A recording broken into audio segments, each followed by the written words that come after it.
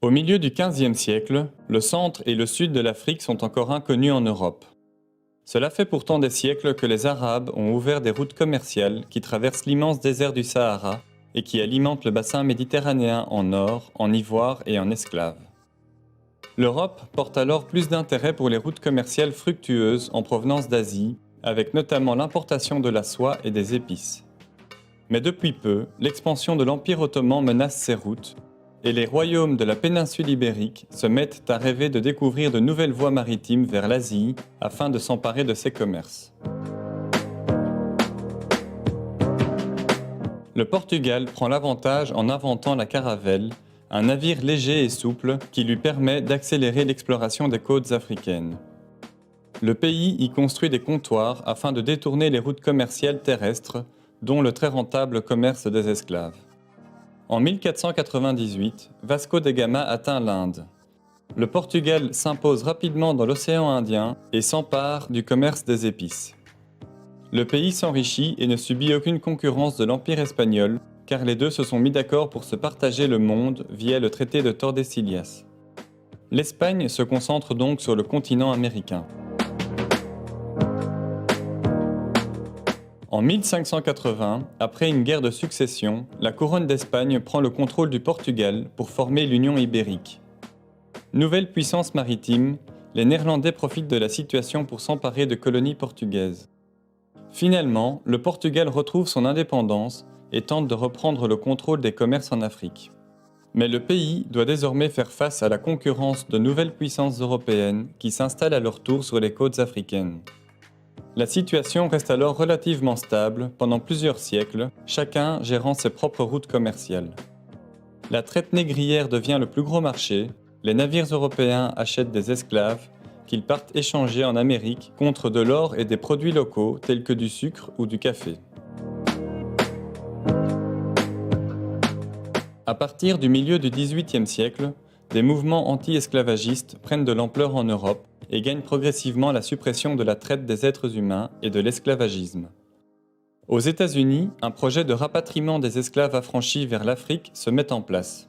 Une colonie est implantée et permet le retour de milliers d'anciens esclaves. Bien que la relation avec les indigènes soit conflictuelle, ceux-ci obtiennent en 1847 l'indépendance du Libéria. Quelques années plus tard, la France et l'Égypte inaugurent le canal de Suez, ouvrant une nouvelle route maritime plus courte vers l'Asie. Dans les colonies africaines, l'intérêt se porte désormais sur le contrôle des terres arables afin d'y développer une agriculture intensive de produits principalement destinés aux marchés européens.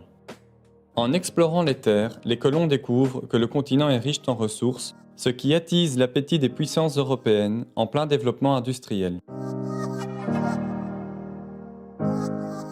La tension monte vite à cause de la concurrence entre les nations européennes. En 1884, une conférence est organisée à Berlin pour réglementer la colonisation. Le roi des Belges, Léopold II, y obtient comme possession personnelle un immense territoire encore peu connu en plein cœur du continent. L'Allemagne, l'Espagne et l'Italie s'emparent de territoires tandis que le Royaume-Uni reçoit l'Égypte. Désormais, chacun peut revendiquer des terres à condition de les occuper.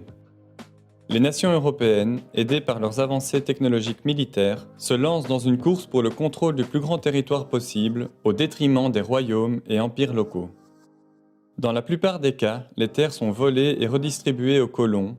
Les peuples indigènes sont soumis à des impôts, mais n'ayant pas de monnaie pour les payer, se retrouvent à travailler dans les champs ou dans les mines, ce qui devient une forme de travail forcé. L'Italie, qui contrôle l'Érythrée et la Somalie, échoue à conquérir l'empire d'Abyssinie, qui y gagne la reconnaissance internationale de sa souveraineté. Après la découverte de diamants et d'or au sud du continent, l'empire britannique s'étend et s'empare des États du Transvaal et d'Orange, tous deux formés par les Boers, des descendants de colons, principalement hollandais, ayant fui l'arrivée des Britanniques. En 1908, le roi Léopold II cède le Congo à la Belgique. 2 ans plus tard, après de longues négociations, les colonies britanniques du sud du continent obtiennent leur indépendance en formant l'Union de l'Afrique du Sud. Le nouveau pays reste cependant lié à l'Empire britannique en devenant un de ses dominions, laissant certains pouvoirs à la couronne britannique. Lors de la Première Guerre mondiale, les colonies sont mises à contribution dans l'effort de guerre. Des centaines de milliers d'hommes en provenance des colonies sont envoyés sur les fronts européens et africains. Le Royaume-Uni, la France, la Belgique et l'Afrique du Sud s'emparent des colonies allemandes. À la sortie de la guerre, une révolution indépendantiste éclate en Égypte. Le Royaume-Uni est contraint de reconnaître la fin de son protectorat, mais le pays conserve le contrôle du canal de Suez en y laissant ses armées. En 1935, l'Italie retente la conquête de l'Abyssinie. Cette fois, l'armée italienne prend le dessus et s'empare progressivement des territoires. Mais l'Abyssinie ne signera jamais d'armistice. La Seconde Guerre mondiale éclate en Europe. À nouveau, des centaines de milliers d'Africains sont impliqués et combattent sur différents fronts. L'Italie, alliée à l'Allemagne nazie, y perd ses colonies. À la sortie de la Seconde Guerre mondiale, l'Abyssinie devient l'Éthiopie et retrouve sa souveraineté. Des discussions sont engagées à l'ONU pour l'avenir des autres colonies italiennes. Les nations européennes étant affaiblies par la guerre, les États-Unis entrent en jeu. Craignant la montée en puissance de l'URSS et une poussée du communisme dans le monde, le pays soutient l'indépendance des colonies et leur admission à l'ONU. Une insurrection éclate à Madagascar contre l'occupant français, celle-ci est matée dans le sang. L'Italie obtient finalement le contrôle de la Somalie pour encore 10 ans, alors que la Libye devient indépendante. Au Kenya commence aussi une insurrection anticoloniale, celle-ci durera 8 ans et la répression fera de très nombreuses victimes civiles. En 1952, l'armée égyptienne renverse la monarchie, puis entame une politique anticoloniale. D'un côté, le pays noue des contacts avec l'URSS pour se fournir en armement. De l'autre, il soutient militairement les nationalistes algériens contre l'occupant français. L'Égypte revendique aussi le contrôle du Soudan, puis nationalise le canal de Suez, chassant les Français et les Britanniques.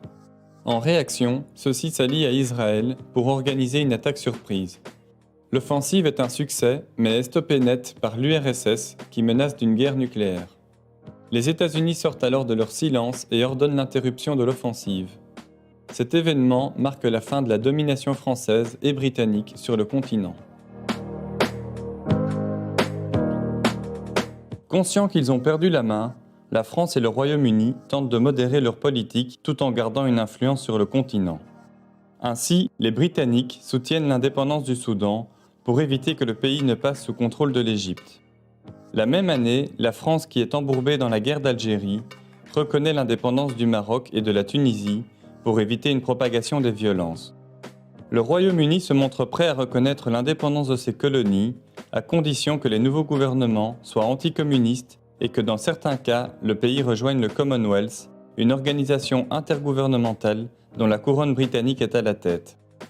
La France tente de son côté de mettre en place une communauté franco-africaine. Toutes les colonies acceptent la proposition, à l'exception de la Guinée, qui devient dès lors indépendante.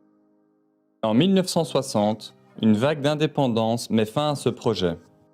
La France se retire, mais garde un contrôle économique sur la région avec le franc CFA. La même année, le Congo belge obtient lui aussi son indépendance et devient le Congo-Léopoldville. La France tente à tout prix de conserver son contrôle sur l'Algérie. Mais les répressions violentes et des massacres de population lui font perdre le soutien du peuple français et de la communauté internationale. Les indépendantistes algériens jouent la carte de la diplomatie en obtenant des débats au sein de l'ONU. La France, d'abord défensive, tente ensuite la politique de la chaise vide, puis en 1962 se retrouve contrainte de reconnaître l'indépendance de l'Algérie. Au sud du continent, alors que les Britanniques perdent leur dernière colonie, le Portugal résiste au mouvement nationaliste. Le pays continue à investir de grosses sommes dans ses colonies et pousse sa population à immigrer afin de gonfler la population blanche. La tension monte et devient rapidement violente avec des attentats qui visent les installations portugaises.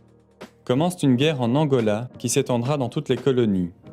Le pays investit jusqu'à la moitié de son capital national dans l'effort de guerre. Finalement, le Portugal est contraint d'abandonner et organise en urgence le rapatriement des colons vers le pays. Au nord, le Maroc fait pression sur l'Espagne pour que le pays quitte le Sahara occidental. Il obtient finalement le départ des Espagnols et s'empare des 2 tiers des territoires libérés. Alors que les nations européennes ne sont plus présentes en Afrique, la Rhodésie du Sud fait encore exception, car le pays est le seul dont l'indépendance a été obtenue par les colons britanniques eux-mêmes dans l'espoir de fonder un pays gouverné par les Blancs. Le pays n'est pas reconnu à l'ONU et est soumis à une grande pression internationale. En 1980, le pays cède et un gouvernement de transition est mis en place pour former le Zimbabwe. Malgré la fin de la domination européenne sur l'Afrique, le continent devra encore faire face au néocolonialisme. Les puissances mondiales et des multinationales influenceront et parfois déstabiliseront des pays afin de profiter de leurs richesses et de générer de gros profits aux dépens des populations locales.